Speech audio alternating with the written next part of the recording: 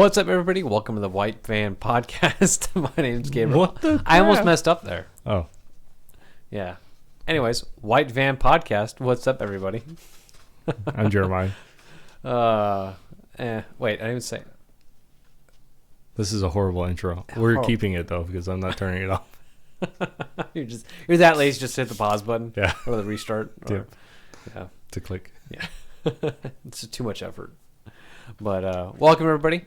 It really is. And so I guess we're going to start off with... We're not videotaping today. Not videotaping today. We're going to go back just to audio. But we'll be getting videotaping back up again here shortly. But we're going to start with candy time. Hey, Jay. It's candy time. Do candy time. You want some free candy? Sure. All right. I don't even know if you like this or not. Probably not. Some people like it, some people don't. I don't mind it. You like Swedish fish? Yeah, they're fine. They're fine? Yeah. Why? What don't you like I about don't them? know. They're just... Too chewy? I don't know. I feel like those are one of those ones that you start eating. On my knife? I think I don't. Oh, God, it's so hard to open. Here, I'm going to... Oh, my gosh. So, for those of you who can't see, he was trying to open the bag like you would like potato chips, and he couldn't do it because he's weak. And then he just opened it slightly like you would a bag of M&Ms, like a little off the top. I loosened it. He loosened. Oh. All right. So I think Swedish fish is one of those things that, to me, these are big Swedish fish. Mm-hmm. Man, those are what? That's like 2 inches. It's like a 2-inch fish. They're really good. Yeah, I think they're like, I don't know. It's always been a, you eat it and it's all right, and then like you have another one. It's like, it's all right. It's just something to eat. Okay, no, I can see that. I don't mind the taste though, but it's just one of those ones you just keep popping in your mouth, and you just like you tell your friends, "Oh, I like them. They're okay," and then look, they're gonna sit in your desk right now, and you're gonna keep popping in your mouth about this podcast. Yep. And then I just have basic sweet tarts, the big ones. Well, Sure, I'll take it. These are like the other things. What, the other night that you had? What are those called? Bottle caps? mm-hmm. Do those fizz? I don't know, Because I told Marika, and she's like, like Alka-Seltzer. yeah. She's like, I think I know what you're talking about. Those fizz. I'm like, I have no idea. They didn't fizz in me. No fizzle. For shizzle. Don't say that. But somebody was like, the realization hit me. I was eating some bottle caps, and somebody goes, "Those are just sweet tarts." And I'm like, I said that. no, but they're not. They're not sweet tarts. They're bottle caps. They're different. They're exactly the same. No, they're different. They're less sweet. They're different. They're just less sweet. You've altered the ingredients on it. They're a different candy. But they're basically the same. They're not. Yeah. No, they're not. Mm-hmm. So if they fizz, though, would it be different? I don't know. Do these fizz? No. I don't know. No, I don't think they do. Okay. Bottle caps are way better, though. And they're softer. I think bottle caps are softer. Are they? Yeah. I don't know. I don't have that long of a memory. It was like 2 weeks ago. Do you forget everything in 2 weeks? I forget everything in 2 days. Right. Oh. So, in the world of news, we skipped a week. Right. So, lots been going on. A lot has. Mm-hmm. So, what do you got for us? I have several things.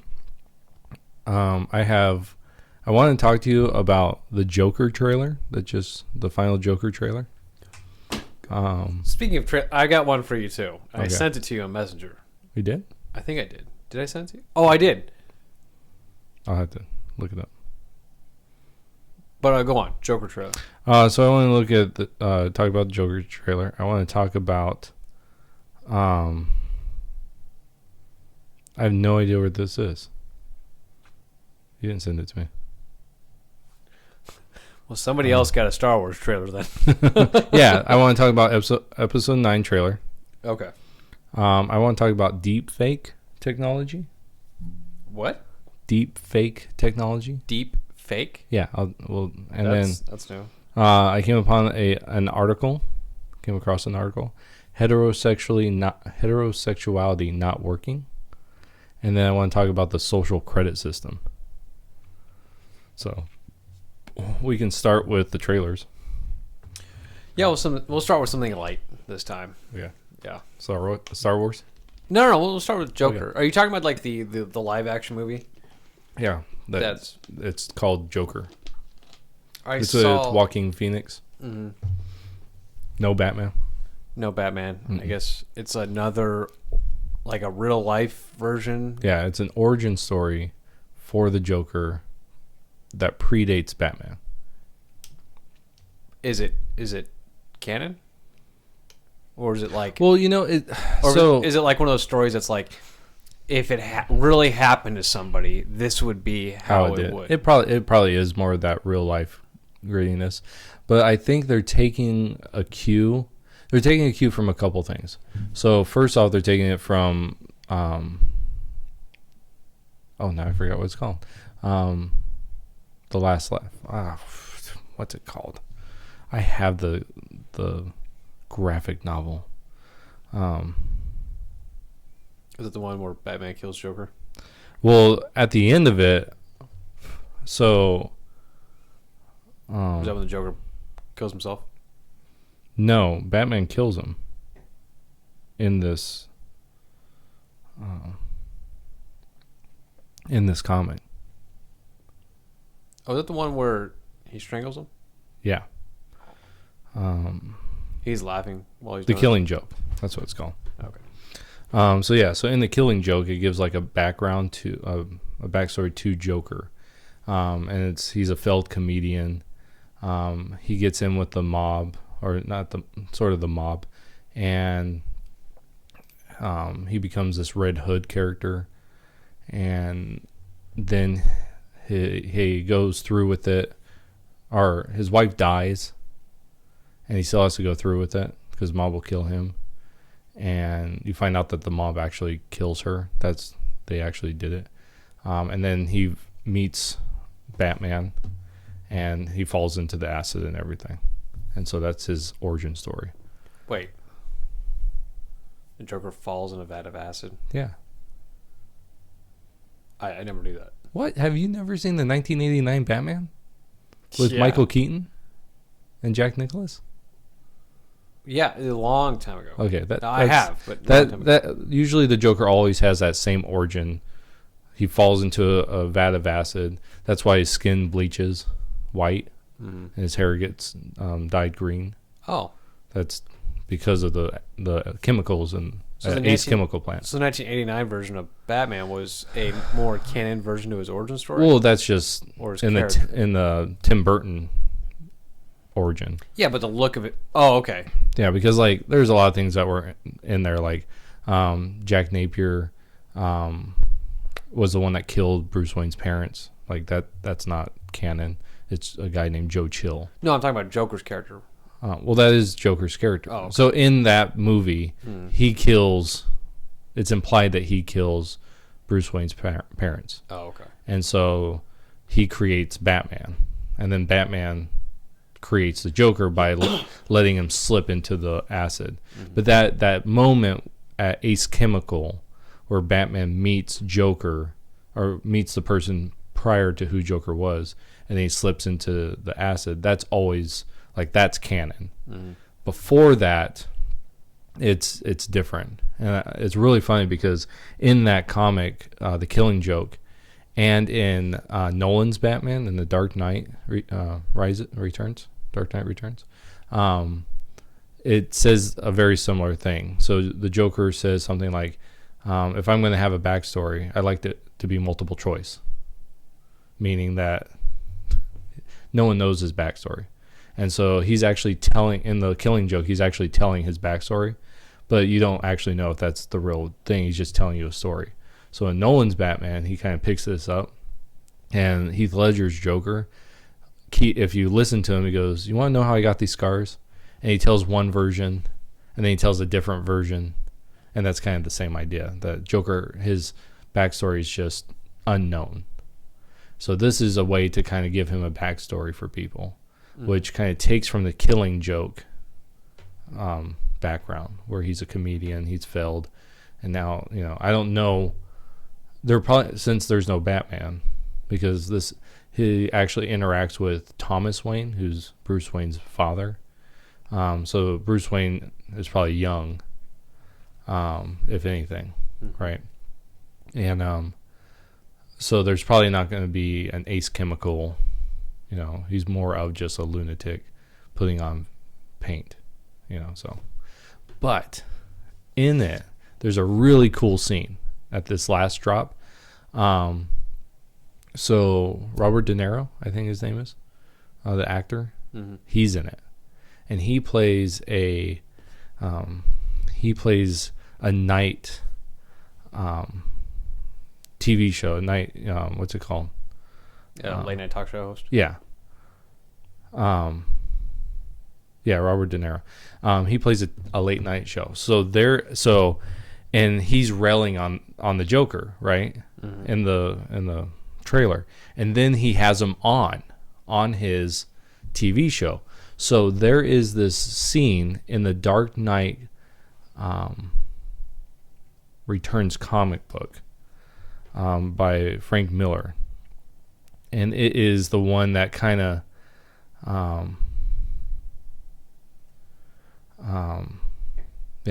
it's kind of the Frank Miller's Dark Knight Returns is this huge comic book, this graphic novel that happened back in the 1980s, I believe it was. And it made Batman really dark. So Batman was a dark character, and then in the 50s, 60s, and 70s he became lighter. That's all the camp stuff and all. He got Robin to make him less menacing and all this stuff. And then in the 70s, when Gwen Stacy was killed, Comet and Spider-Man, comics started changing into more darker stuff.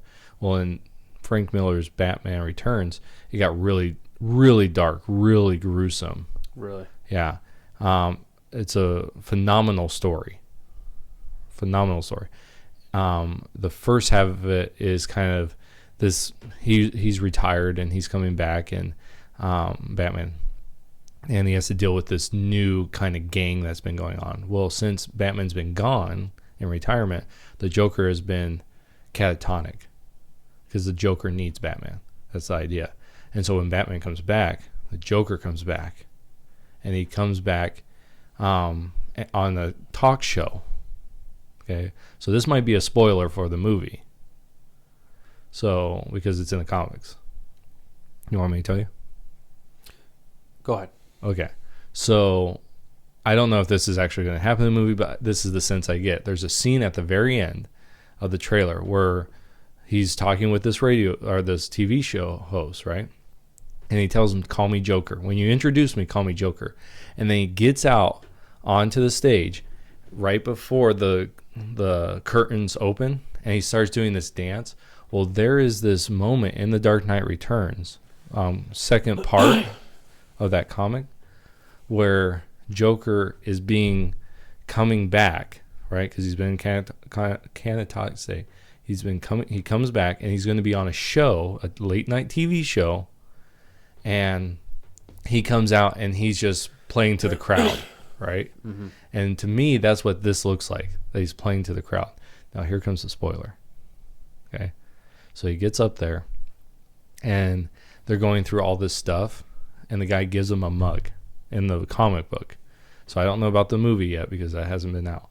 He gets a mug, and he's like, "Can I have this?" And the late night show host goes, "Oh yeah, we have a whole closet full." He goes, "Thank you." He takes a sip, breaks it, and slices the TV show host's throat on live TV, and then he kills everyone in the audience.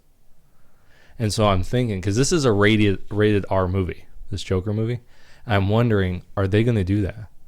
Because that is one of the most iconic Joker scenes in comics. Wow. Yeah, it's really intense. I never knew that. Yeah, and they have a movie that actually a cartoon movie that adapted that comic book, and it's horrific. What movie is that? It's The Dark Knight Returns. Part 1, Part 2. It's a comic book movie. Oh, I didn't know there was other Batman movies. Again, I don't stay Right. in touch with DC Batman movies, Marvel movies, so and I've seen a few on Facebook, clips of different like Batmans, and I'm watching it and I'm like, oh, this must be from the TV show. And then I see something happen and I'm like, oh, that's not from the TV show. Where is this from? You know? And yeah, so I'm just wondering, because they're setting it up, and I'm wondering, are they going to do that iconic Joker scene? Because it'd be perfect. Like, well, because it's a rated R movie, they could do that scene. Are you going to watch it in theaters? I don't know. I know I can't take Marika, because she will not like it. No, not even close. Like, yeah, not even close. She would not like it. So I'd have to go see it with someone. That's not Marika. So, you want to go see it? It's in October. That's when it's coming out. Oh, I'm sure. But I don't know. Like, when I was watching the very first trailer and stuff, I was like, this is weird. Like, I didn't get Joker vibes from it. Mm-hmm. So it seemed interesting to me. But at the same time, what I'm hoping is Hollywood doesn't... They put something canon in it, or somehow canon to the Joker's origin story. But they don't make it seem like I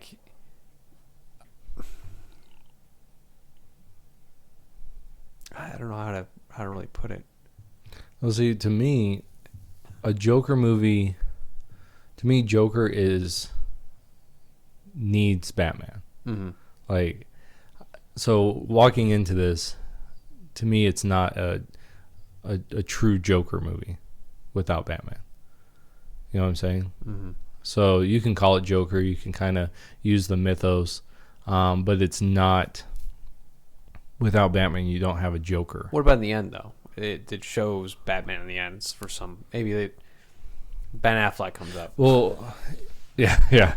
So they would have to cast a new Batman then, wouldn't they? Well, what they could do is... just have somebody in a Batman suit? Well, no. What would be an interesting little kind of segue into like a different movie is you have the Joker, he does these things. And then he goes into Arkham, right?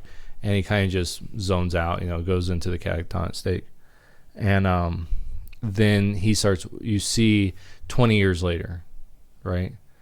And he is watching, they have the TV on. And this is kind of a Dark Knight Returns type of scene where he's sitting on this couch and he's zoned out and they just have the TV on. You could have it to where it's like another Batman sighting, just on the news, another Batman sighting. And then like his eyes go from glazed into like zoned in, and now he's curious. Mm. And so that you could end it right there. And then you have, now the Joker is interested in this person, Batman. So you don't have to actually show Batman. You could just show a TV, because that's one thing Frank Miller did through his comic was the media helped you understand what was going on in the world. And so they could do that as kind of an homage to Frank Miller's Batman, and then bring Batman into the Joker universe there at that point. So that might be something interesting. I think this will be a start of a new Batman. It could be. a more realistic? Well, I mean, Nolan, I think, is going to give you your most realistic Batman. You know? I mean, if they get... From the way the trailer looks, I've seen a few of the trailers, it seems more of a logical origin story, or a logical way someone could become the Joker. Right. Could there be a more logical way of someone to become Batman? No, like I said, I think Nolan has your best way. You know. Do you think that's going to ruin the Joker, though? I don't know. Because now you're taking away from something that's like, you know, you're putting too much involved in this. Right. You know, now you're just ruining the Joker.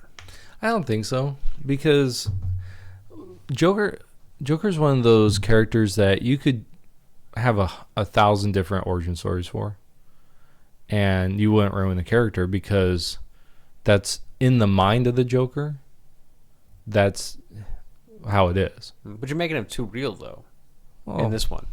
Like, some people don't want that real. Like, as a villain, I think the Joker's pretty awesome.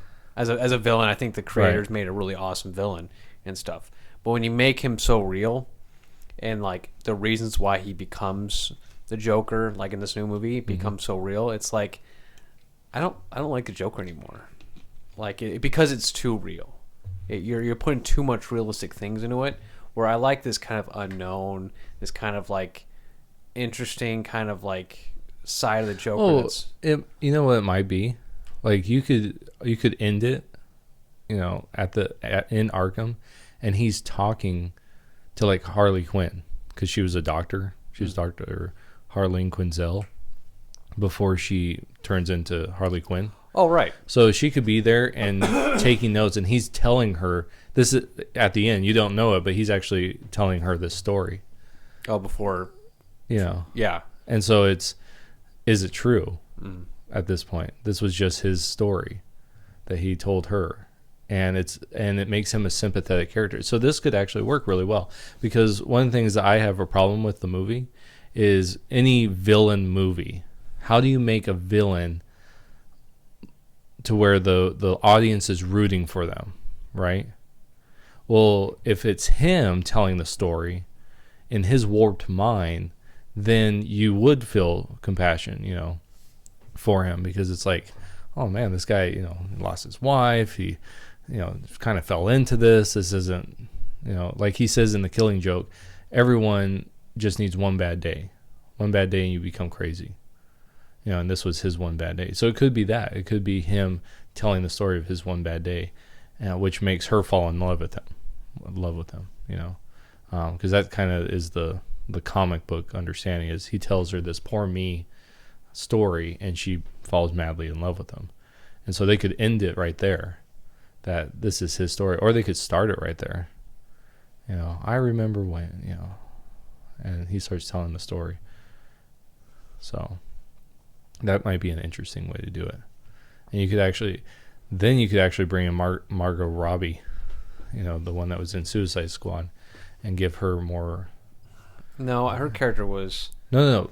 Before she becomes that, a very respectable, you know, because in the comic, or when she, not in the comics, but because she was created for the animated series, and when they actually did her origin story, and she's very proper, you know, hair back. She's a doctor.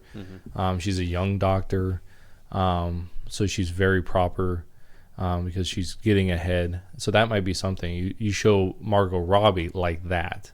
Not a sexualized figure, but just this hardcore psychiatrist. And, you know, you're seeing at the beginning of the movie, she's just like very standoffish. And then at the end, she's like enthralled with him. And you can kind of see her development. And then that way, as an audience, you're like, you know, it makes you okay feeling sorry for this guy, rooting for him, because he's manipulating us, is what's happening. We are Harley Quinzel at that point. You know, we're standoffish, and then we embrace him at the end, because he tells us a good story. Now, so the kind of Jokers we've had over the years, we've had like the comedian, you know, we've had like the mob boss, You know, what would you put this new one as? Because Oh, I feel like this is a totally different animal now from all the previous Jokers, where all the other Jokers, all you got was more of like this like clown like killer, you know.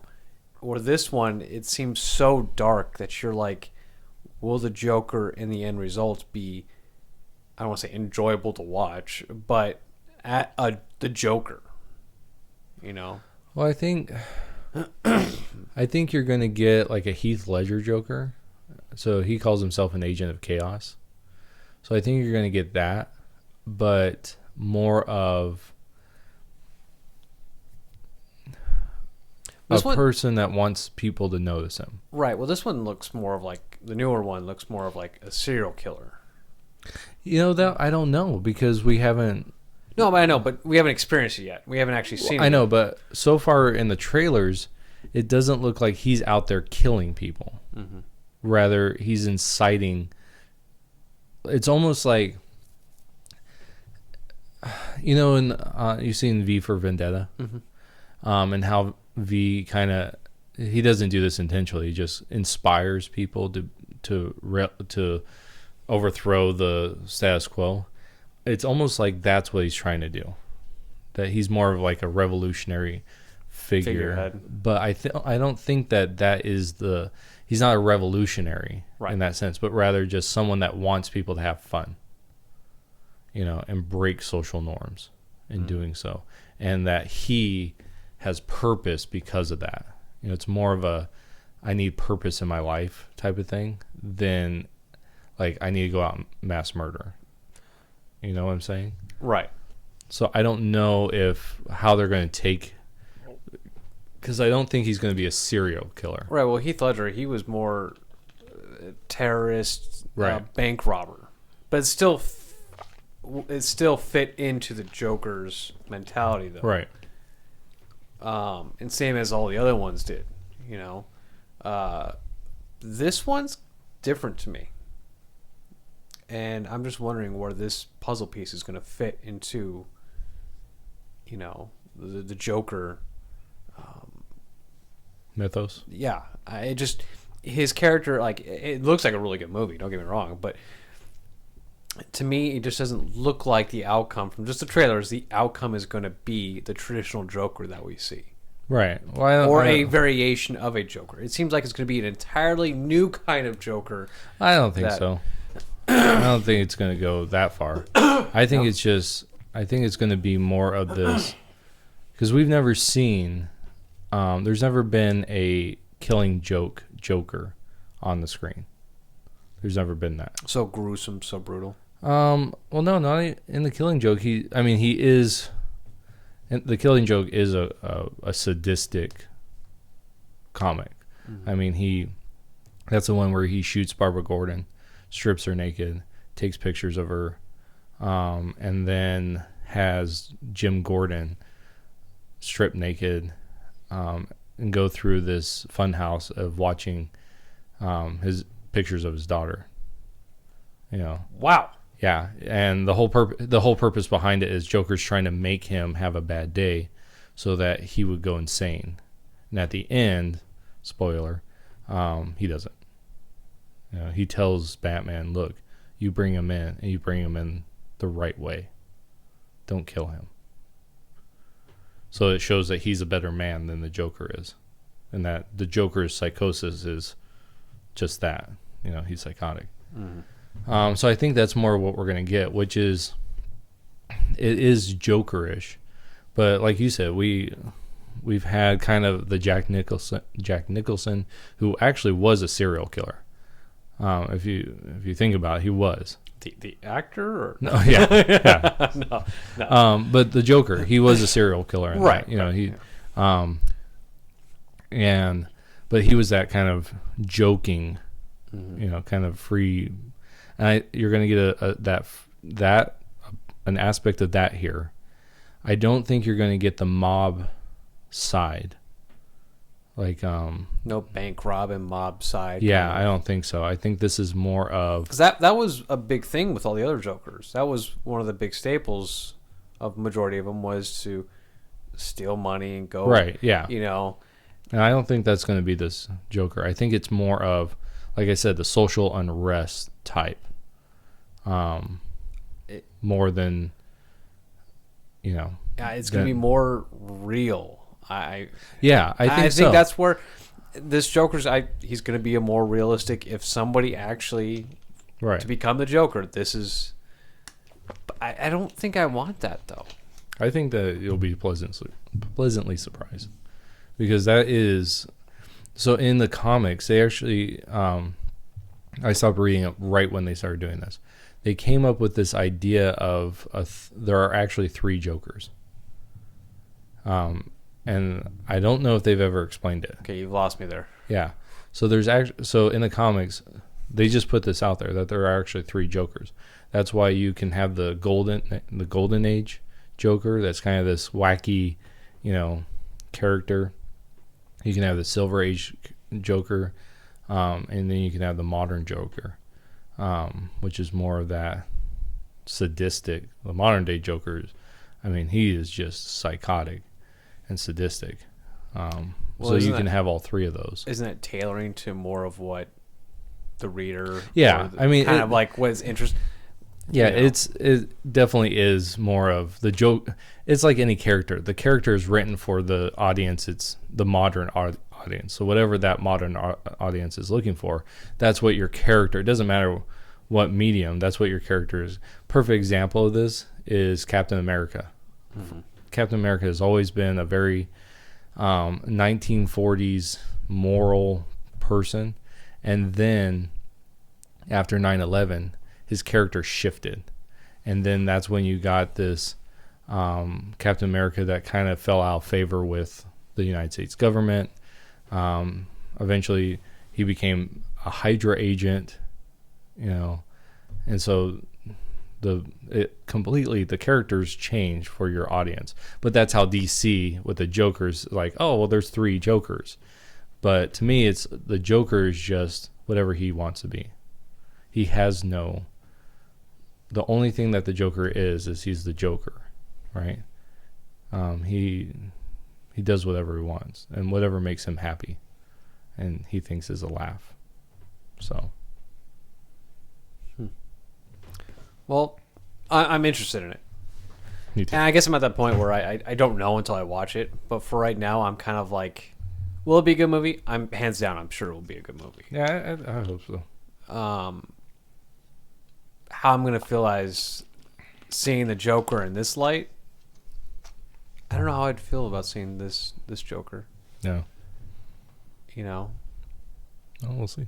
I guess we'll see. Yep. It comes out October? Yeah, sometime in October, I think.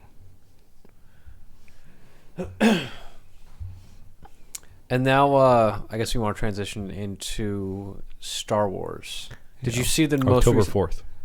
Oh, that's right on the corner. Yep. Have you seen the new trailer for Star Wars? Oh, yes, I have. The one from D23? Yes. It's a sizzle reel. It's not an actual trailer. Well, it showed reel. All like the past. Yeah, okay. I thought I sent that to you, but I guess somebody else got the video. They're like, "What the heck is this?" Thanks, Gabe, for the Star Wars trailer. Thanks. No one cares. Nerd. Yeah. There's one scene in that I was like, "What?" And I thought I sent it to you, and I put as. Oh, I wonder if you sent. You always send me stuff over Messenger. It was Messenger. Was it? I don't think it did. No. Yes. So you want to talk about the whole thing, or just that? It was. I want to talk about that right away because that really kind of got me going. I don't understand this. And she's all dressed in black kind of like Sith, with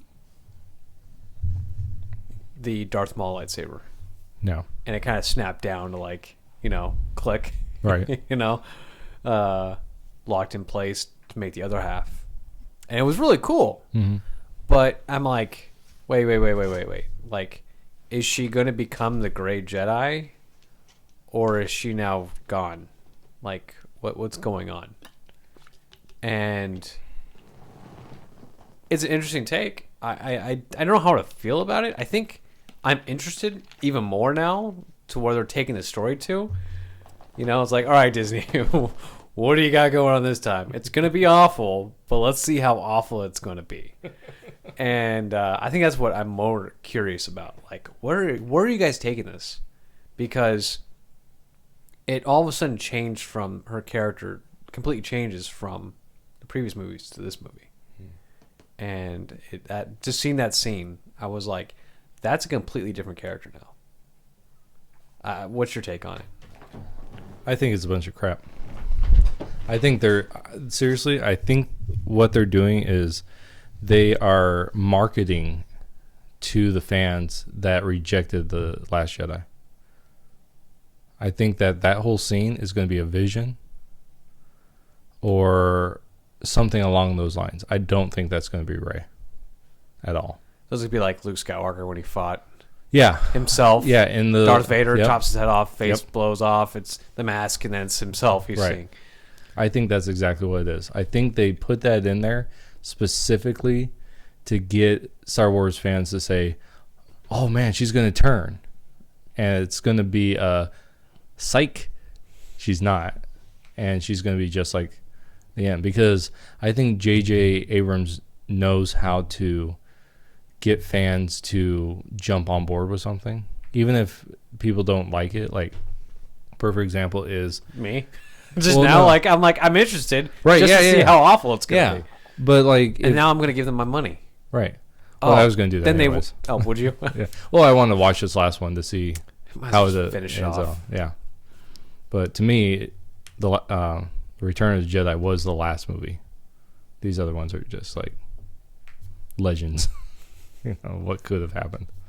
But no, I think that's what's going to happen. I think that so far they're kind of pushing this Palpatine, the Emperor, pushing that he's going to be in the movie somehow.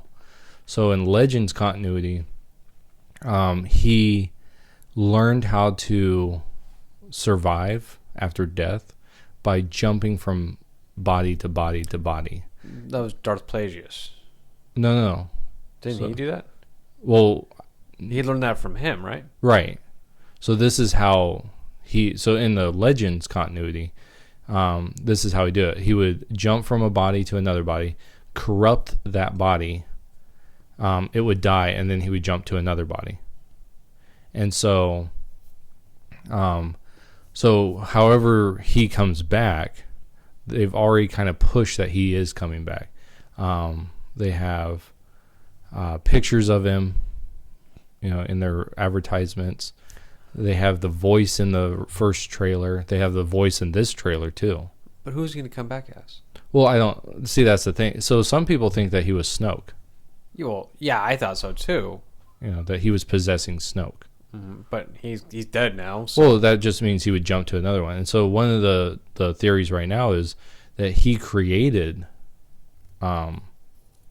Rey, that she is a clone, and so that he created her to be his next body, and so that would explain why she's so like she has no problem picking up a lightsaber and dueling Kylo Ren, right, with no training, because she was created to be the host body for him, for the Emperor. They're trying to push transgenderism now. So yeah. What's that? What did you say? Are they just going to start pushing now transgenderism? Oh, maybe. Can you picture Palpatine? Yeah. You know, he's like, old dude. Look at this lady. I'm looking so sexy. Yeah. You know? Yeah. You know what I mean? Like, that just sounds weird now. Well, I know, but so that's just, I don't think they're going to go that direction. You know what direction they picture this? That happens. Okay. And Kylo changes. So when you're seeing the duel going on between her and Kylo, it's actually in verse now. Kylo Ren is actually good and Rey's bad. Yeah. I don't think they're going to go that direction. I think You know what? Right now, for Star Wars, anything is possible. Yeah, it really is. And if they go that direction, see, I don't think they're going to go that direction because it's going to like throw off the casual viewer. Mm. You know, they're going to be like, "What the heck? How did he survive?" Right? Yeah, you got Force ghosts, but what? You know, type of thing. But I don't. So in canon, so far, dark side users can't be Force ghosts. They can imprint themselves onto artifacts, but they can't be Force ghosts. Like Vader's is with the helmet? Yeah. So it'd be like the Force imprint of Darth Vader on the helmet. Not Anakin, but Darth Vader. So, I feel like they would have had some mention of it in the at least last movie of something. You know what? I think JJ is looking at The Last Jedi and going, that really screwed us up. Because I was just before this, I quickly saw a headline that said JJ basically comes out and says The Last Jedi is bad. So I haven't read that, and I'll go back and read it. But so who knows? But I think that he's taking The Last Jedi as kind of like, yeah, let's not talk about that. There's no stepping stones to any of these movies, right? You know, like I wish there was some character that was coming out. Like a few characters came out in The Last Jedi, and you're like, could one of these be him? You know, but none of that. Well, so this new character's going to come out going, I'm the new Chancellor Palpatine, or, you know, Darth Sidious, you know? Well, I think I think that's what it's going to me, right now, where we're at, I think the direction they're going to go is Palpatine created her to be used by him in some way. That maybe he'll transfer his essence, right? And he can't manifest himself as a Force ghost, right? He can just kind of speak from the dark side. And that's why she has no parents, right? That's why in The Last Jedi, when she goes into that dark side cave and she just sees herself, it's kind of like that's all there is. There is no prior parents or anything like that, which would be fine. Now we get an explanation of where she's from, why she's so powerful.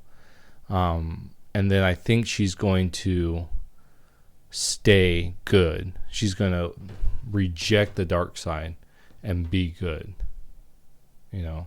And that moment when we see in the film or in the sizzle reel that she's evil, it's Darth Sidious saying, "This is who you were meant to be."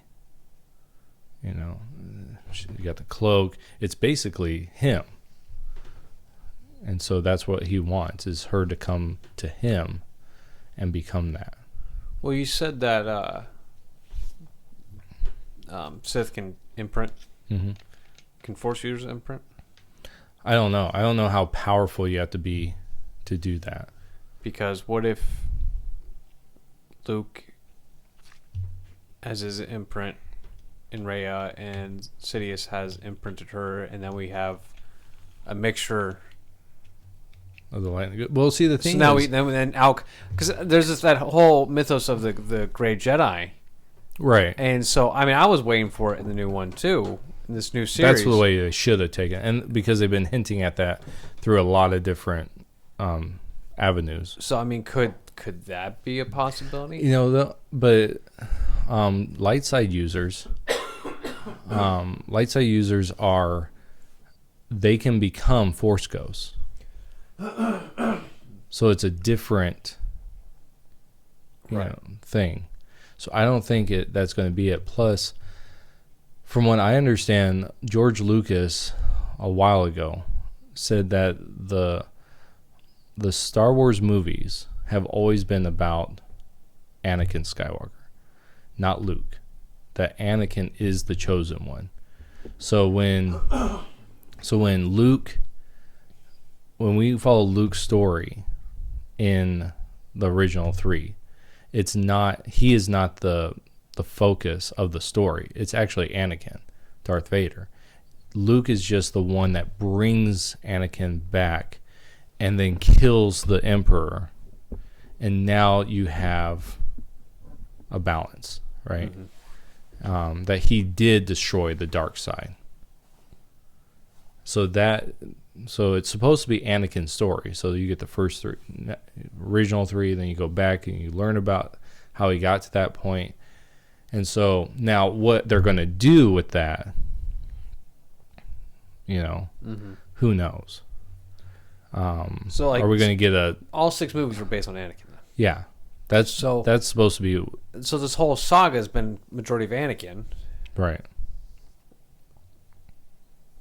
And then we have 3 movies that just. Well, see, this is how they could say. This is how they could do it. This is the final moment when everything is done. So Sidious wasn't destroyed fully. His body was destroyed, but his essence wasn't, right? Mm-hmm. And now that, so you have Luke is gone, and now it's kind of this force on force, the dark side and the light side in their non-corporeal forms fighting over the future of the Force, right? So that might be how they do it. And then when she rejects Palpatine, now it has been defeated. Now the dark side has been defeated, type of thing. Mm-hmm. But if you do that, where do you go from there? Right? And all this junk about everything needs to be in balance, what do you do with that? See, that's why I have a problem with the idea of the prophecy in the first place. Is it talked about him destroying the dark side, but in this kind of Buddhist mentality, this Eastern pantheistic monism worldview that Lucas is trying to develop, is you need a balance between the two, the yin and the yang, the Tao type of thing. Mm-hmm. And yet you have this very much, no, one needs to win out the other. But at the same time, it's like, no, you need both. In the Clone Wars TV show, Yoda has to come to this realization that for so long he's been like beating down his dark side and trying to deny it's there. But then he realizes in these trials that it's always going to be there, that it's a part of him, that the darkness is a part of him. And so that, to me, like the Grey Jedi, they've sprinkled this Grey Jedi throughout the whole thing, and yet they're still on this, no, good has to win over evil, because that is a Western story. Good always wins over evil.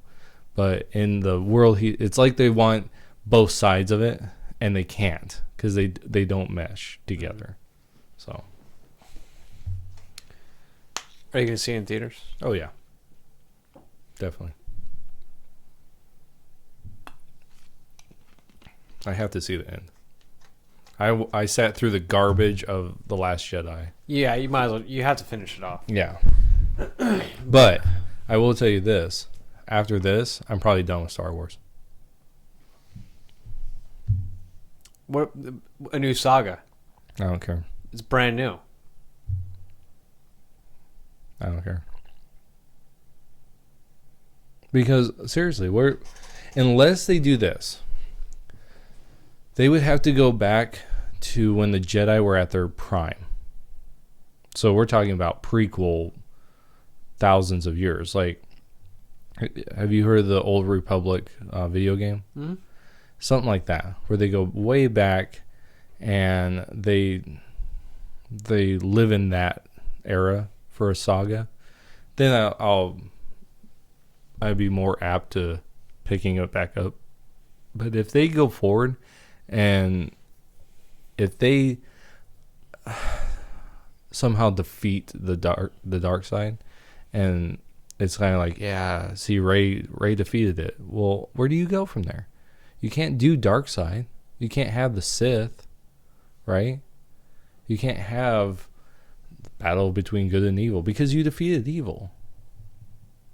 Now it's what? Everything's done. Yeah. So, to me, what should have happened, if you take out The Last Jedi, it should have been more of because this is another thing that drives me nuts. In The Last Jedi, right, they try to give a reason why Rey exists. And they said, as the dark rises, the light will match it. Again, the balance, right? Well, then you get the Great Jedi again. Well, right, that would be the Great Jedi. But if you have one defeating the other, well, then you have an imbalance, and the say the light wins, right? Well, the darkness is going to rise now to meet it. Now, if we come away from this and Rey is a Great Jedi, then that's a different thing. Then she is leading the way to make sure that the Force does not come out of balance. Would you be cool with that? I would be. And then a new saga comes where now it's. But see, it'd be the same old thing. You know, the Knights of Ren, say, right? They come and they're trying to bring back the dark side. Well, you just had this girl that just wiped the floor with the dark side. You know, I mean, where do you go from there? This is the epitome of the story. This is the climax where everything balance has finally been restored to the Force. You have someone that has restored balance. So where do you go from there? Because if you have light side users trying to rise, well, she can take them out. If you have dark side coming to power, well, they can take them out. So there's nothing to me that you really continues the story, right? And I think it's one of those things they back themselves into a corner, you know. And so where do you go from here? That's why I'm interested in how they end it, because Lucasfilm has said they're not doing any more saga films for the foreseeable future. Wow. So we'll see. They're doing standalone things. But like that, a lot of their stuff is going into like a TV type of thing. Like they're doing their Disney Plus. So they have The Mandalorian. They just announced they're doing Kenobi. So, but those are, you know, series, TV series. So I don't know. I think they're They done. found those probably to be more successful. I think that they would find themselves to be more successful. They probably in learned that. like the Clone Wars, Right. was the animated series, not the movie. Right. Which they're coming out with the season 7 with that. Well, that was so successful. Right. So that's probably why they're doing TV series. Right. Like, you guys can do your movie, finish that off, that's fine, but we're going to find a more profitable way. Right.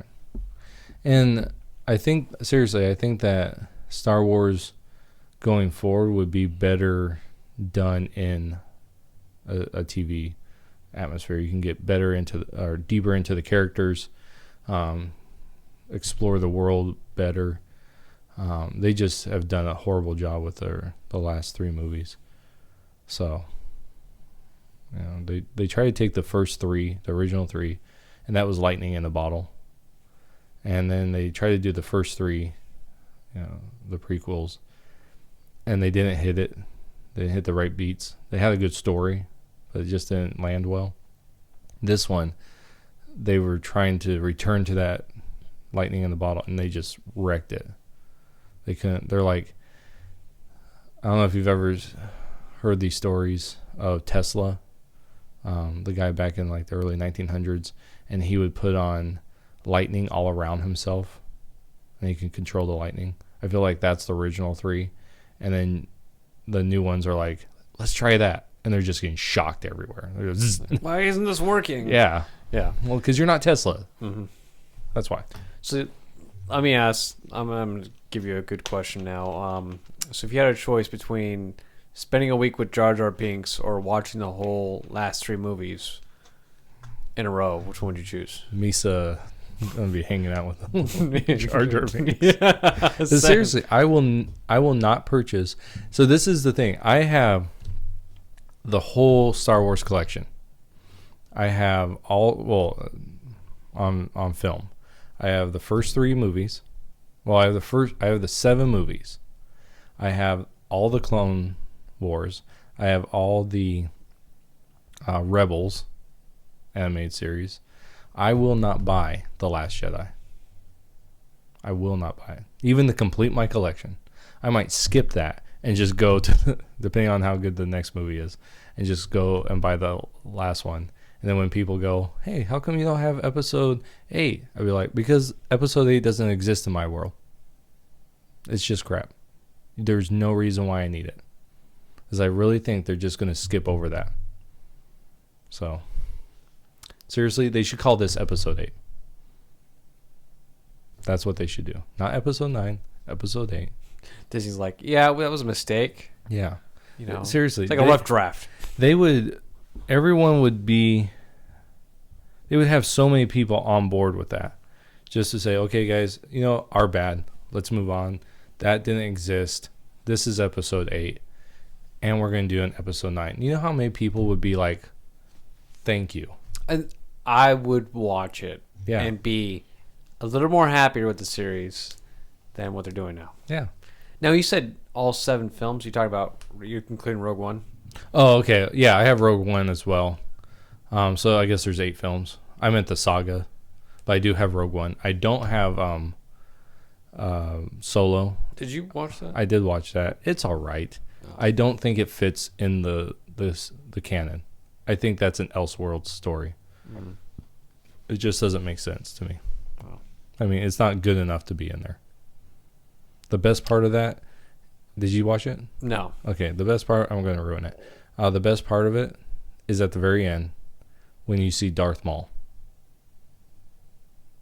And it's like a 2-second showing of him. That's Seriously? It. Yeah, that's it. And he's in the holograph. What about the Kessel Run? The whole thing's crap. I mean, it's not crap. It's fine. It's just fine. But I just don't. I think it could have been a lot better. That's disappointing. Yeah. But better than 7 and 8? No. Wait, Solo was worse? Solo is worse than 7. Is it worse than 8, though? No. 8 is like the epitome. You can. It's not just the bottom of the barrel. It's like you have to flip the barrel over, and there it is. It's like It's like you go into a porta potty, and it gets flipped over onto its top. That bottom of the barrel, and it's just covered in it. The sewage that is inside. I wouldn't compare that to the porta john, man. That's disrespectful for the porta john, man. Yeah, you get it better. But seriously, like I've never watched a movie that bad. I thought it was quite ridiculous. Unless it's Hitchhiker's Guide to the Universe. That movie was. That's the only movie I've ever walked out of. I didn't walk out of it, but I was like, "Are you serious?" And like the ending, I'm like, "Are you serious?" See, I didn't even make it. Oh, dude. I guess we'll leave that to another podcast to talk about. So, what do we have for time? We're about an hour. Oh. So what was the other thing you wanted to discuss? You want to talk deep fake? Yeah. Help me understand what that is. Okay, so deep fake is where they take a video of someone or something, and then there's a couple ways of doing it. Like, one is just they put the video up there, and then it matches your mouth, and then you talk, and the video moves. So you could motion capture. Yeah, basically motion caption, and it's so you could watch like President Obama, like give a speech, but you're talking, and so you're saying whatever you want in that, but it looks just like he's talking. There's other deep fakes where someone will be doing like a live performance, and they'll like do a Jim Carrey impression or do some sort of impression, and their face will actually change because someone has put a computer generated thing over their face, and their face actually changes to that person. So there's different types of deepfake, but basically it's just this idea that we have the technology right now to where we can make anyone say anything. So, and you can't really tell the difference with a really good deepfake one. There's like little apps now that will mimic it. Some of them are pretty good, some of them are just trash, but the ones that are like professionally, you can't tell the difference. Would that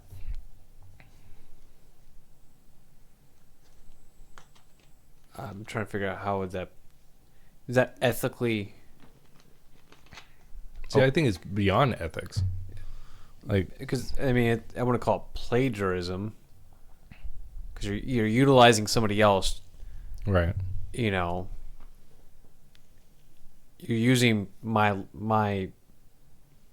looks, and now right. Well, you're using me for something I'm not saying. Right. So they actually did this to Jordan Peterson, the psychologist from Canada, and there was a whole website that was doing this, and he threatened them with legal action because they were using his likeness. And well, then wouldn't that be in a way? Now it's not plagiarism, but in the same context of like you're using somebody else's. Right. You know what I mean? Yeah. But in a new kind of way, because this has never been done before. Right. And I think that. Yeah, I don't know how it's. To me, it's completely like it's opening Pandora's box. It's going down the rabbit hole. And how do you return from this? Because how do you know anything is real at this point? So, because before this stuff came out, you could edit video together and make people say things, right? But that can be choppy. Right, those are those songs that you can get on YouTube where they, Trump sings this song, "Let It Go," and it's just a bunch of one-word clips or half-word clips that are put together, and you can totally tell that it's just a bunch of clips put together. Mm-hmm. But now you can have him standing there, and you record over your face on the mouth movements and everything. His mouth moves, and you have no idea that it's him talking, not talking. It's not him talking. That'd be like, isn't that in a way identity theft? To me, yeah. I wouldn't. Yeah.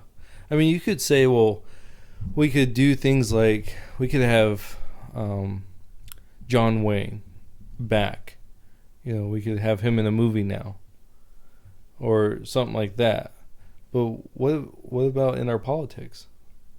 How do you? I mean, we have so much fake stories out there right now. How do you, as in the public, you go, oh no, he didn't say that, and then someone shows you a video of him saying, you go, oh my gosh, he really did say that. Well, no, he didn't. That's a deep fake video. And you are being lied to, but you believe the lie because you see the video, right? So now the question is what is reality? I can't believe anything. I can't even watch a video anymore and say, now I know the truth, because... Well, reality is being distorted too much. Right. And that's kind of shocking to see. Yeah, it is. Because that can be done to any video. Yeah. Any video. Not just certain types of videos. Anything. That can be done to animals? Seriously. Like, you could do that. And that's what drives me nuts about this is, it's like one of those things. Just because you can do it, should you? Right? Just because you have the technology, should you utilize it? Jurassic Park. Yeah. Yeah, exactly. Yeah, it's just crazy to me. So, You think we're going to start seeing more and more of that? Oh yeah. I mean, I think that we're going to get better apps that you can just do it whenever you want. How could we combat that? I don't know. Because it's one thing. I mean, you would have to have really good fact checkers to fact check everything, but I mean, we don't have that now. So, but I guess when the first court case happens and seeing the ruling. Right. But then, I mean, it's like everything else. Criminals don't care. Right? No, but. No, you're right. Because let's say this. Let's say we're going into an election. Right? Let's say a year from now we're going into election because that's the presidential election is next year. So we're going into election and a video surfaces and it's of Donald Trump. And he's saying things like, yeah, see, I finally got the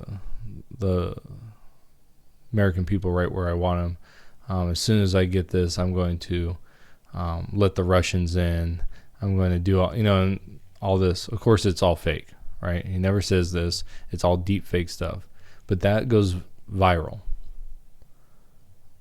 What? I mean, okay, so you find the guy that did it, you convict him, that already has damage.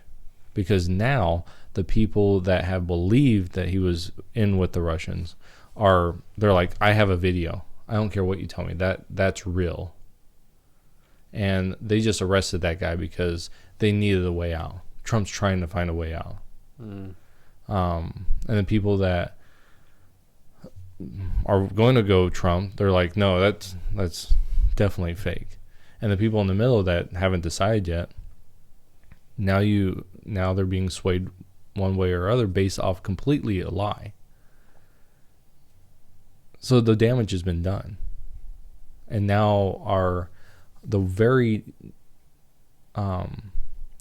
nature of politics has now changed to where you can't believe squat. And who cares? I mean, so right now, how many stories were done about the Russian stuff, right? Too many. Yeah. And then you have the Mueller report come out, and you have him go in front of Congress and all this stuff. And it doesn't matter because people are still pushing that there's Russian collusion. It's like, how can you can't combat it. There's no way to combat it. We're into this point where you have one group that's going to believe something no matter what. You have another group that's going to believe the opposite no matter what. You have people in the middle that have no clue what's going on. And then you throw in this fake news junk, and then people just decide based on already preconceived ideas if it's fake news or not. Now you throw in the deep fake stuff, and it's just get worse and worse and worse and worse. So. Makes me wonder what it's going to be like in 10 years. Yeah. Because even if they ban the technology, right? So you go find it on the deep web. I mean, the dark web. So, yeah. You get your meth down there. You'll have to buy your guns there too. Yeah, right. So. Basically, has there been a lot of videos about that? Any political videos being done so far? Have you noticed any? I haven't. Well, other than like President Obama, but that was to prove. That was or to showcase. Yeah, that was more showcase stuff. But you just, Google it. So there's this one called Deep Nude. Another one called Deep Fakes app. Yeah.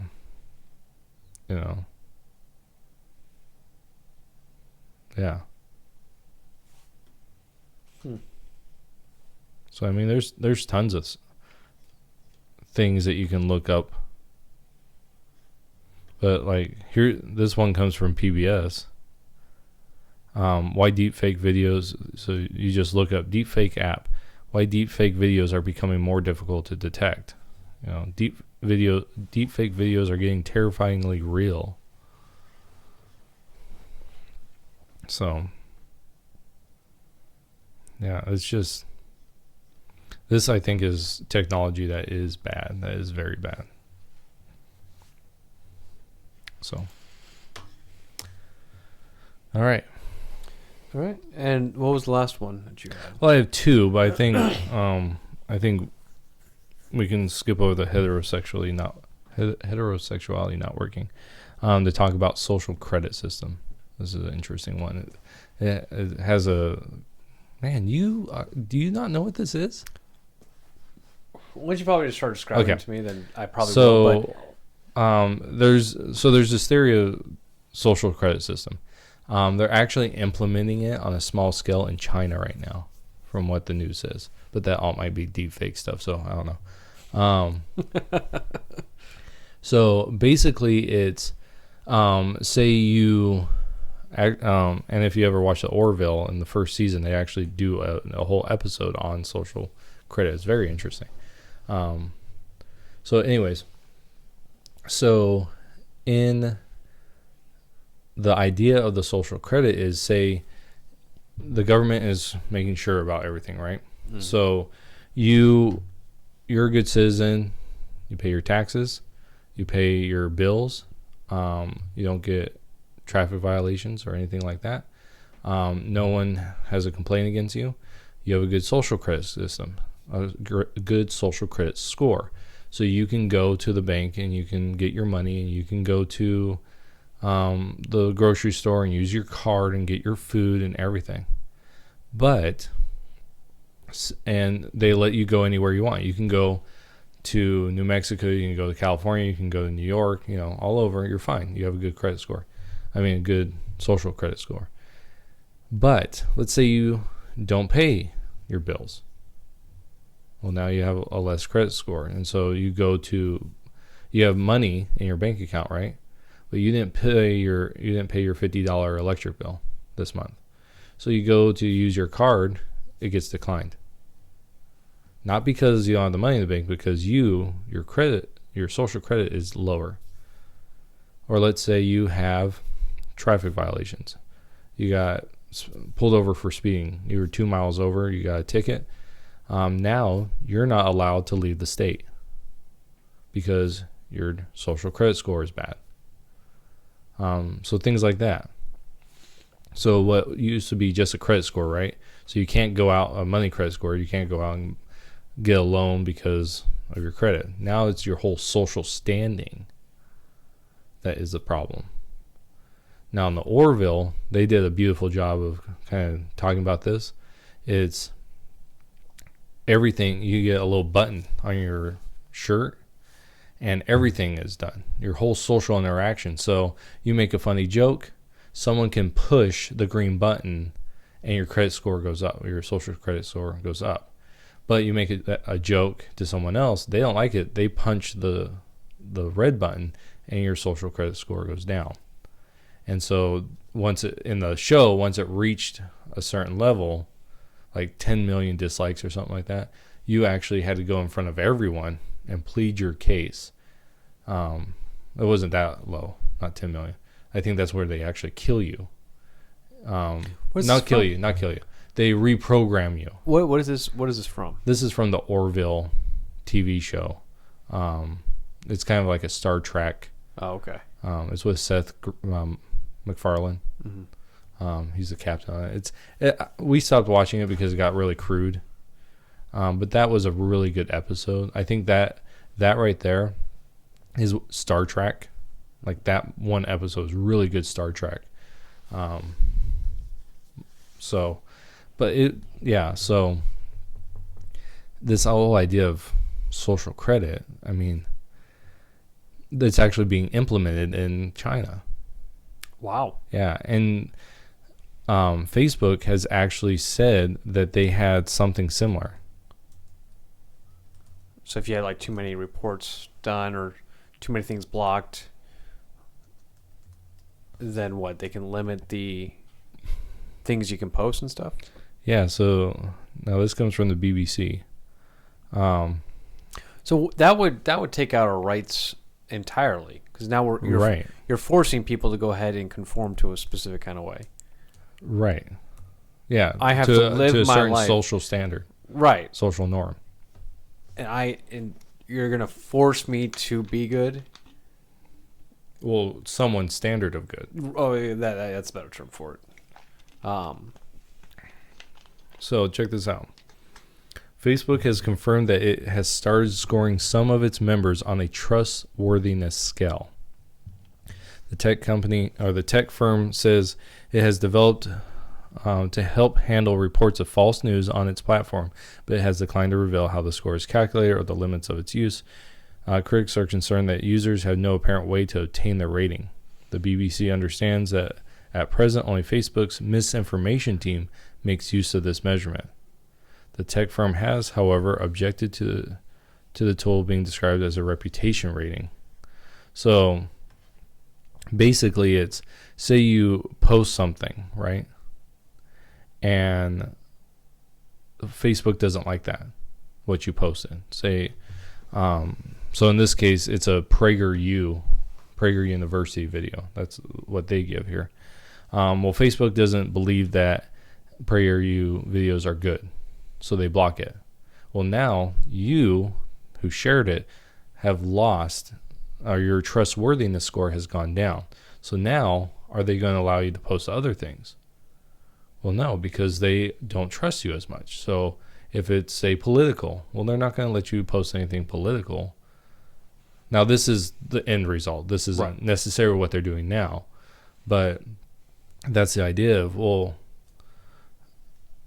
you know, the company, the platform you're on is saying, well, you're not trustworthy because you don't meet the standard that we have set. So therefore, you're not going to be able to use certain aspects of our platform. And if that goes to on a grander scale, like it is in China, where it's actually the whole society is going in that direction. I was hearing the protests that were going on in China. That wasn't. No, that's not the same. That's a Hong Kong political issue going on. Yeah, political issue against mainland China. So that's not the same thing. They're not doing it in Hong Kong. They're doing it in more contained, so they can kind of figure out everything. But I mean, this is just, and this isn't government. So the government doesn't actually have to do anything here. This is platforms, right? User platforms that are doing these things. So if let's say Google, right? They're the biggest tech company, biggest search engine and all that stuff. So let's say Google, you're searching for pro Second Amendment stuff. Right.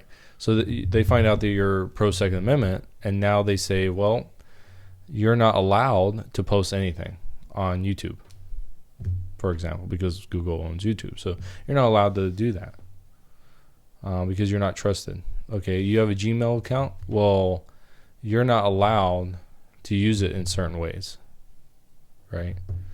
Because you're not trustworthy. So you can't do certain ads. You can't have certain businesses because you're not trustworthy. So now you are actually limited into what you can and cannot do online. That would open them up to just so many lawsuits. Well, that's the thing right now is what is, say, Facebook, right? Is it a, what are they? Well, Google's going through right now, testifying in front of Congress regarding their search. Yeah, and for the stuff. Yeah, for the what are they called? The conservative stuff. Mm-hmm. Right, but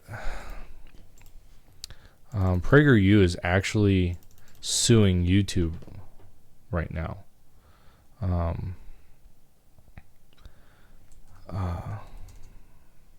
What are they called?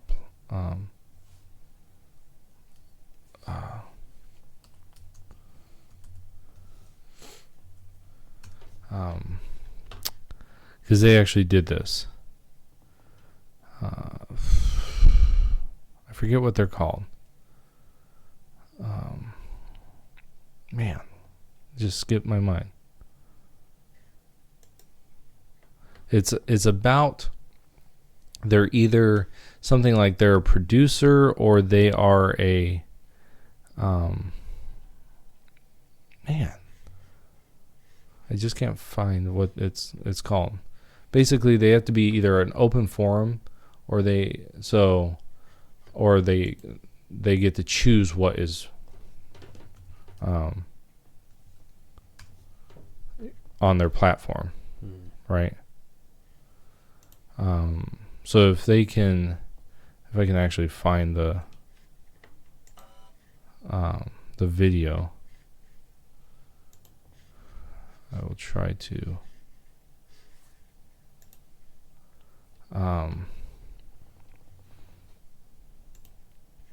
Yeah. You gotta give me a second, and I will get this thing where it needs to be so I can see what it's called. Which presidential candidate do you think would be more willing to go ahead and get that ball rolling? What do you mean? In the United States, the social credit system.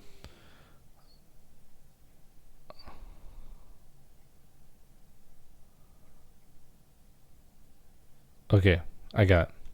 So they are right now they're either a publisher or they are a public forum. This is what the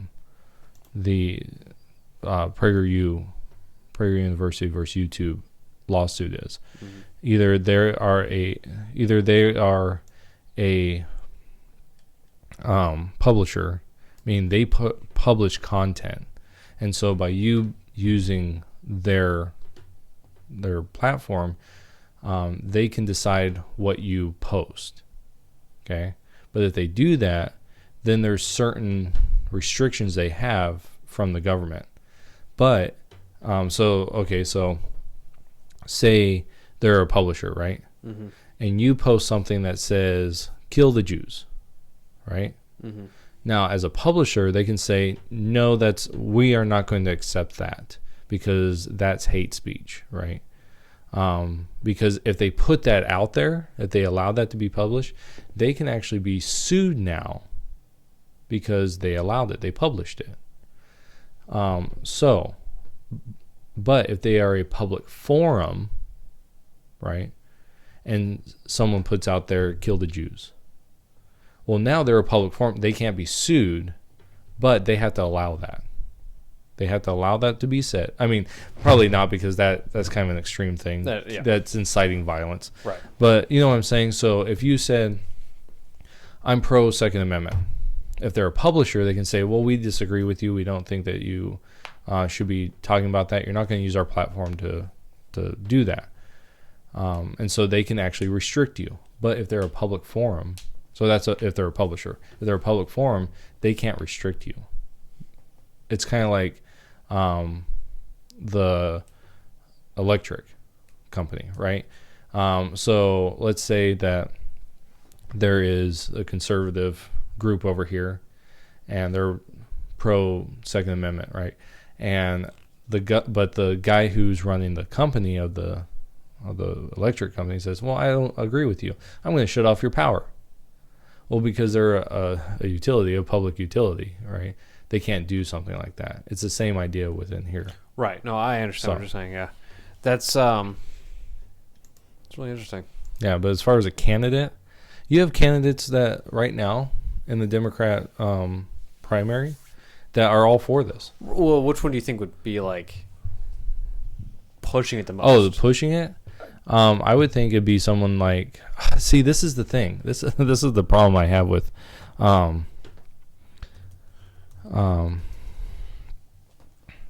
left.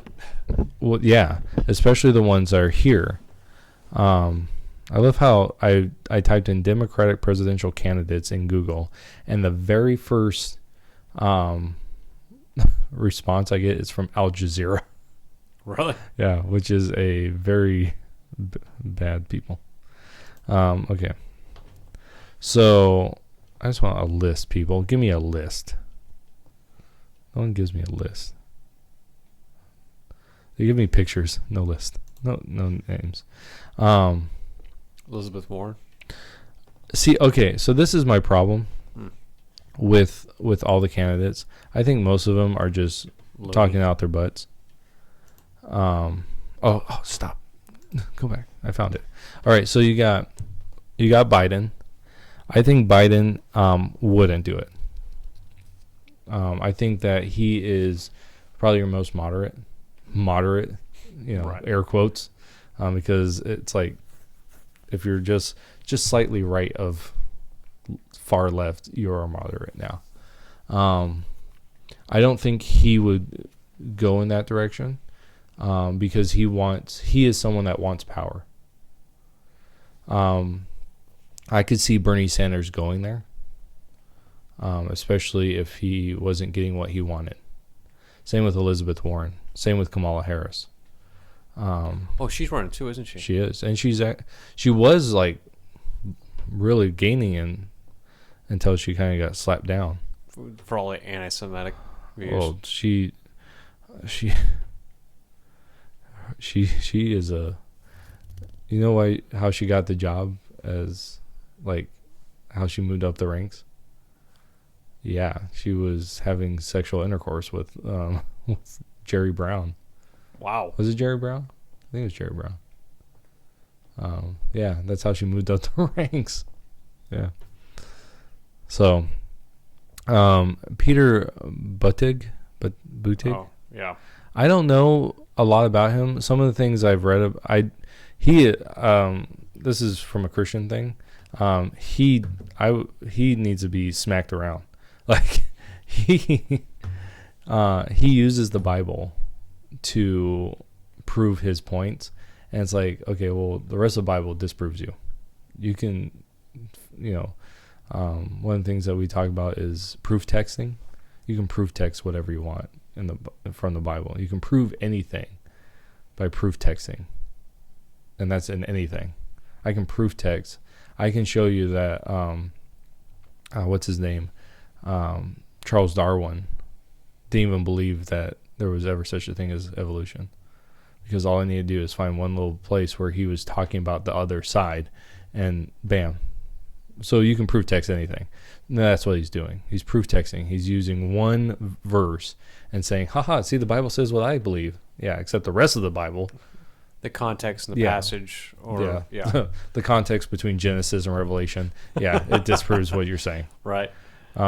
So he's just, I think he's a dense. And then there's Beto O'Rourke, or whatever his name is. I can't even. Just looking at this guy pisses me off. Speaking Spanish during the presidential debate. Him and Cory Booker, Spartacus, Cory Booker. Yeah, this is the guy that he calls himself Beto, so he can get the Spanish vote. But he is as white can be. He's whiter than sour cream. He's almost as white as Elizabeth Warren, who is 200 and something Native American. Which she's not even that. But Beto O'Rourke is, man, I can't even say the guy's name, is just a dingbat. Like, everything he's saying is just ridiculous. Joe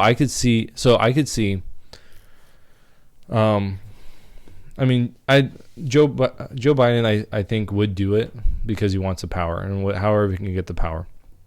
Bernie Sanders, I don't think at first would do it. Same with Elizabeth Warren. I think they would try not to, but I think they would if it pushed them up. All these people so far, except I will say this, Andrew Yang, I don't think is the same as the rest of the people in here. I have to say, out of all of them, I don't agree with his politics, but I think he actually believes what he is his own man, right? The rest of these are actual politicians. Like, they'll do whatever they can to win an election. They don't care. It's all about power. It's all about making me look good. And so they'll pander to whichever crowd If someone says, "I'll give you $1,000," they'll come. The next guy over will say, "Well, I'll give you $1,000 and 5." The next one, "Oh, I'll give you $1,000 and 10." They don't care. They just do, right? So I think any one of them would implement a social credit system in a heartbeat, because then they would decide who is right instead of letting our republic do it. Mm-hmm. So yeah, I look at these people, and to me it's all a joke. Like, they're all jokes to me. There's not one serious candidate. Maybe Andrew Yang, maybe her. There's spiritual author Marianne Williamson. Yeah. Did you hear about her? She's the spiritual counselor to Oprah Winfrey. She's the one that was all about the planet, right? I believe so. Yeah. She's funny. They're all funny to watch. They are. It's great. It's like, this is how I view this whole process. It's like one of the clowns gets out of the car, and then they're like, there's a beautiful Simpsons scene where Krusty's in the clown car, and here comes, I think it's a tank down the road, or something's coming down the road, and he jumps out and he starts naming off all the clowns as they come out of the clown car. And that's why I view the Democratic field right now is someone gets out and they're like, okay, Flopsy, Bopsy, it's just, here's all the clowns that are coming out of the clown car. Mm-hmm. Because that's what they all are. Except for, like I said, Andrew Yang, I think is probably the most intelligent and probably would be actually the best candidate. He's almost like a Ted Cruz in the sense for the Republicans. For the Democratic Party. Where he actually has ideas. He actually has thought through his stuff. He's actually, he's an entrepreneur. He's not a whatchamacallit. He's not a, what are they called? Politician. Yeah, he's not a politician. Because that's what they are. I just read something. I guess he wanted to give everybody $1,000 for universal basic income. Yeah, and he actually has a plan, though, for that. Where everyone else, they say they want to give you money. He actually has a plan. Yeah, he actually has a plan. So I'm actually impressed with that. I think it's dumb. Yeah, oh yeah. Because I don't think it'll work. No, but I'm surprised that he at least had a plan. Yeah, or the rest of them are like, we're going to do this. How are you going to do it? We're going to do it. Type of attitude. How? We're going to do it. Yeah. But how? And then they go, you're racist. Because you're asking me how. Is that Indian? Are you trying to be an Indian? How? You racist. Well, this Yang, you said? Yeah. Andrew Yang? But I don't think he'll make it. No. Because the problem with this field is everyone's running, how far left can I go? And when one of them says something like, oh, we shouldn't do that, it's like, oh no, never mind. We should do that. Yeah. Because yeah. If you ever get the opportunity, you need to look up Freedom Tunes. Mm-hmm. Oh my gosh. You look up Freedom Tunes, and it's just a hilarious guy. And he does these, tune things. And he has this one on the debates. And it's called Dim Debate 2 Electoral Boogaloo. And you just got to watch it. It's hilarious. It is exactly what I think of when I think of the Democratic Party. It's so hilarious. On how he felt. And then you can watch the first one, the actual Democratic debate. Is another video. But yeah. So it's just really funny.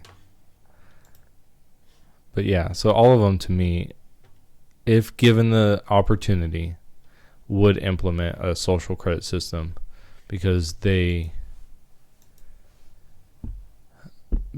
what they have to do, in order to win. Really, I mean, we already have this type of stuff in our society through, say you take Lyft or Uber, right? We have it Yelp, all this stuff. So say you take a Lyft or an Uber and you rate the driver, right? And you say, yeah, car was clean, 4 stars, or whatever, and you're like, okay, yeah, would recommend. Okay, now will they get to comment on you as a person, right? As a customer. And they say, man, that guy smelled to high heaven. I'm giving him a 2. Well, the next time you ask for a car and say that's a lie, right? You smell perfectly fine. But the next time you go to get a car, who's going to accept you, right? So we're already having like a soft social credit system in our world anyways. So, I mean, that's what likes are, right, from Facebook, retweets. It's all social credit system. It's just a soft version of it. Right. The problem is when it goes from that to the, these platforms, Facebook, YouTube, Google, and then it's even worse if it goes to the government. And that's where China is right now. They're trying to implement that. And it's to make sure that you fit inside this box that they say is the right box. If you don't fit in there, then you're outside the box and you are shunned from society. So it's interesting to see what we're going to be like in 10 years. Yeah. Truly, it will be. All right. What are we doing at time? Oh, I have no idea. Oh, about a minute. It's been a minute. It's a long minute. We're about an hour 37. Want to end it here? Yeah, let's end it. All right. Well, hey, thank you everybody for listening to the podcast. If you guys are watching this on YouTube, hit the like button, leave a comment. If you guys have any suggestions, let us know how we're doing. Let us know if there's anything you guys want to talk for us to talk about, anything that you guys want us to discuss. And if you guys want to hear more of our videos, hit the subscribe button. But other than that, you guys have a wonderful, wonderful week. Hey, and share this. Yeah. Share this to your own Facebook, your own Twitters. Tweet this. Instagram it. Facebook it. Let's see how many. Snapchat it. Let's see how many people can report our video. Yeah. Yeah. Let's get this thing reported. Yeah. All right. You guys take care. Bye.